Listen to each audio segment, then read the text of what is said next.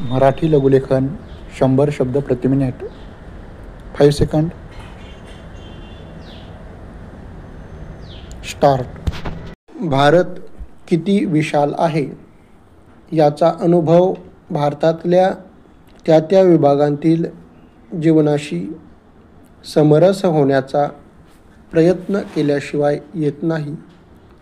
आपल्यापैकी जी माणसे बाहेर हिंडतात फिरतात त्यांना हा अनुभव येत असेल. आपण तर महाराष्ट्राच्या सीमेबाहेर आपला संसार करता आहात तेव्हा आपल्याला त्याची अधिक कल्पना आहे. मी माझ्या फिरतीमध्ये अनेक वेळा सांगत असतो की भारताच्या जीवनामध्ये इतकी विशालता आणि इतकी विविधता आहे की असे तू हिमाचल हा नुसता शब्द उच्चारल्यामुळे त्याची बरोबर कल्पना येत नाही. त्याच्या जीवनामध्येही किती वेगवेगळे अनुभव आहेत, किती वेगवेगळे भौगोलिक प्रकार आहेत, हवामानाचे, मनुष्यभावाचे, चालीरीतींचे किती नानाविध प्रकार आहेत. या चालीरीतीमध्येही केवढी एकात्मता आहे आणि हे सर्वच जीवन किती सौंदर्य संपन्न आहे याचा प्रत्यय हे जीवन प्रत्यक्ष जवळून पाहिले म्हणजे येतो.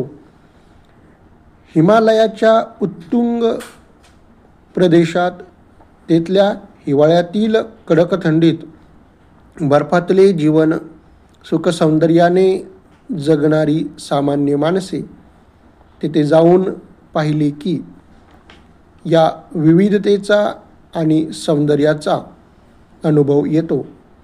10-12 हजार फूट उंचीवरच्या खेड्यात राहणारी ही माणसे अत्यंत भोळ्याभाबड्या मनाने पाहुण्याचे स्वागत करतात आणि त्यांच्या नृत्यांशी तालाला ताल देऊन जेव्हा आपण नाचावयास लागतो तेव्हा एक प्रकारचा अननुभव आनंद आपल्या अनुभवाला येतो. हाच अनुभव तुम्हाला मिझो भूमीमध्ये येईल, नागा भूमीमध्ये येईल आणि देशातील इतर ठिकाणीही येईल. आणि म्हणून भारतातील वेगवेगळ्या ठिकाणी हे जे विविधत्व आहे त्यांच्याशी आपण संपर्क जोडला पाहिजे आणि त्यांच्यातून अनुसुप्त असलेल्या एक भारतीयत्वाचा आपण अनुभव घेतला पाहिजे.